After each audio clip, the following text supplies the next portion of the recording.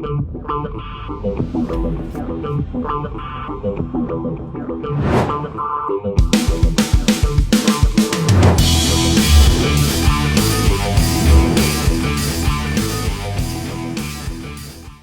what is happening, my fearless networking friends? Todd Falcone back with another episode today on the subject of closing. So I had to do this video in this episode. I've had quite a few conversations the last couple weeks on people struggling with being able to get to the enrollment, to get to the sign up, if you will, whether it's a customer or a distributor, affiliate, or whatever it's called in your company. So, all right, so let's just talk real quickly. If you're having trouble closing, let's reverse engineer it a little bit and figure out how can we get you to be a better closer. So these are things I'm going to kind of spitball a little bit in this episode, and maybe you can take some notes, and depending on where you are, if you really want to get this, I would probably stop what you're doing. If you're driving and you're listening to me on the podcast, that's cool, but you probably want to catch the full episode and then watch this, listen to it, take some notes.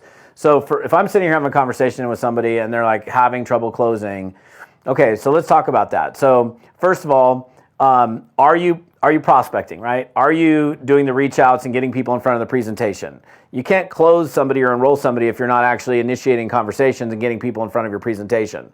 That's like the starting point. So you got to be able to get people in front of your presentation. You got to do the invite, get them in front of your presentation, whatever that is, in order for you to even have a chance at enrolling them in your business. Then, okay, let's say you're doing that. Yeah, I'm getting people in front of my presentations. Okay, good. Are you following up with people in a timely manner? Or are you just kind of waiting and hoping that they're going to just sign up because you put them in front of a presentation? You need to go get the business. So that means no matter how good your opportunity is, your company, your product, whatever, you don't wait for it. And I think the important thing is that you get back to people in a very timely manner. Ideally, the best time to get back to somebody is the moment that they've reviewed, watched, checked out your information, like they just got done watching the video, boom, phone call. For me, it would be a phone call. At some point, you're going to have a conversation with somebody, even if it was like a Facebook conversation. I got you over to a video. If I'm following up with you, I'm not following up with you on Facebook Messenger. I'm going to pick up the phone and give you a call. John, what did you like the most about what you saw? If you're going to rate yourself on a scale of 1 to 10, 10, oh my gosh, this is amazing, I got to do this. What number would you give yourself taking their temperature? Finding out if they have any questions or concerns. That's typically what I would do in a follow-up leading into a close. So are you taking their temperature? Are you finding out what their questions are? By the way, to me, after somebody has reviewed some information, this is the perfect time to do some type of third-party validation, whether it's a three-way call or a connect call or whatever you call it in your company or whatever. This is a great time to get an expert on the phone with this person so they can hear a different perspective. They can hear from somebody who may have more experience than you do, which will very likely lead that person closer to a decision, because if you're putting somebody on the phone, your prospect on the phone with somebody who has way more experience than you, then they're probably going to get a better result than you are. So, and then in fact, the way I learned to close was by putting people, I had this guy, Ed, that I worked with, and I would put people on he just said, look, go talk to people, get them in front of some information. If they like what they see, put them on the phone with me. I'm like, cool. So I did it. And when I would do the introduction to Ed, I would just zip up my lips and turn on my ears. And I would listen intently to what he did and what he said and how he said it. And he helped me enroll people by explaining or addressing or answering questions, their concerns, if you will. And over time, I was able to start being more like Ed because I kept listening and really paying attention to what Ed was doing, which helped me to ultimately become better at closing or enrolling people. So that's something that is, if you're not utilizing third-party validation, I think you're missing a big part of the picture that could help you to enroll quite a few more people.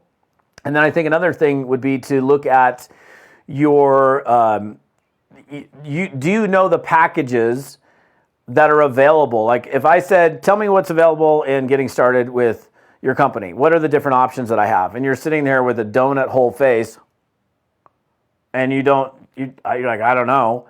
That's not going to help you close more people because you're not even aware of what are the different packages that are available. I think in order to be a better closer, you need to know what the different options are in getting started. and what the benefits are to the end user. So even when I go for a close, if you will, like my favorite close is after we've, the person's seen the presentation, they've gotten whatever additional information that they needed. I've done a third-party validation call or connect call. I have, addressed their concerns or questions, and we're kind of getting to the point where we're running out of questions, but they're still there. They're still interested. We're still having a conversation. And we start to run out of questions. The way I segue into a close is you need to ask, right? If you don't ask them to take a look, they're never going to take a look. If you don't ask them to get started, then they're never going to get started. So literally, my favorite way of moving into a close is say, John, would it be okay with you if I showed you the different options that are available in getting started with our company? Yeah, I've never had anybody say, no, that you can't do that. I don't ever actually remember anybody ever saying, no, you can't do that. And so I would literally just segue into that. You could ask it in a different way, but that's easy. John, would it be cool with you if I showed you the different options of getting started with our company? Option A, option B, option C. Option A, explain it. Option B, option C, how do you see yourself getting started? So if you need to actually lead that person to a decision and essentially, ask for the order, ask for the business, ask for their commitment, right? If we don't lead them there, we just kind of get to the end and we're like, oh, that was nice. Okay, talk to you later. That's not leading to a close. That's you just kind of keeping it open-ended. Like when I get to the end and we're running out of questions, I'm like, hey, cool. Sounds to me like you are obviously eager to make some changes in your life, and just based on the conversations we've had thus far, I mean, I'd certainly take you on as a project, be happy to work with you. Would it be cool with you if I showed you the different options and getting started so you can make the right decision for yourself as to what makes the most sense for you?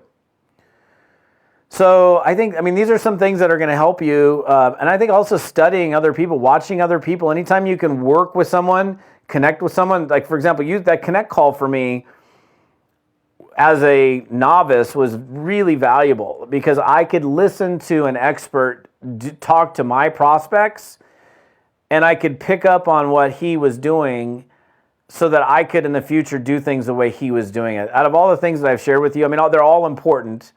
But to me, like looking back, it's like the way I really learned to close was by paying attention to what Ed was saying when he was on the phone with my prospect. So if you're never doing connect calls, if you're never getting your new people on with somebody who's an expert or your upline or some leader in the company, I think you're missing a big part of the process of being able to enroll more people. And again, of course, you got to ask. And I don't really even ask. It's more, hey, I guess I asked, would it be cool with you if I show you the different options in getting started? And then I just lay out the different options. And it's, again, also important for you to know the different options. And then I did a training, several weeks ago on how to close bigger packages, which is a little bit different subject matter. And I'll just say this really quickly. If you are at the lowest level, like let's say there's the basic member, there's Advantage member, and a Premier member. That was a company I was with a long time ago. If you're at the basic level of membership, it's going to be very hard for you to sell the Advantage or the Premier level of membership. But if you're at the Premier level, you own it, you know what it's like to own it, it's easy for you to talk about it because you're talking from personal experience about it, so you're going to definitely probably enroll Premiers, and you're going to enroll Advantages, and you're going to enroll Basics, but if you're only a basic member, how are you going to talk about Advantage? How are you going to talk about Premier? And then sometimes a person's going to say, how did you get started? And you're like, oh, I started basic. And if you're still basic, then they're probably going to do what you did, especially when it comes to warm market. But let's say you started at basic and then you upgraded to Premier. You could easily say, well, I started as a basic member, but I quickly realized how important it was for me to be a Premier member because of all the other benefits that I got being a Premier member. So I upgraded to Premier as quickly as I could. So something to think about, especially if your company provides you different options, and pretty much every network marketing company does. You can come in with just a distributor kit for free or for $50 or $20 or whatever it is, and then you have these optional business building packages. Most companies have those. And the packages that you're closing people on essentially are not so you can line your pocketbooks. It's to arm them with more resources. You might make a little extra money because they come in at a higher level, but that's not how you're building a career on selling bigger packages.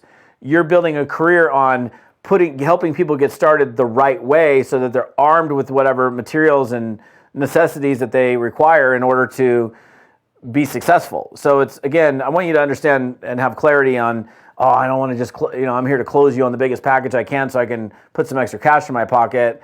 I want you to start at the level that's comfortable for you, but is also at the same time going to set you up for success in the biggest way possible. So some things to think about. So if you're struggling with closing, those are some different options, some thoughts.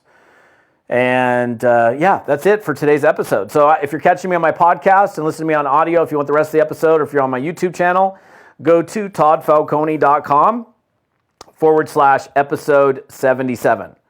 toddfalcone.com/episode 77. Hope you're having an amazing day, and we'll see you on the next episode. Have a great day.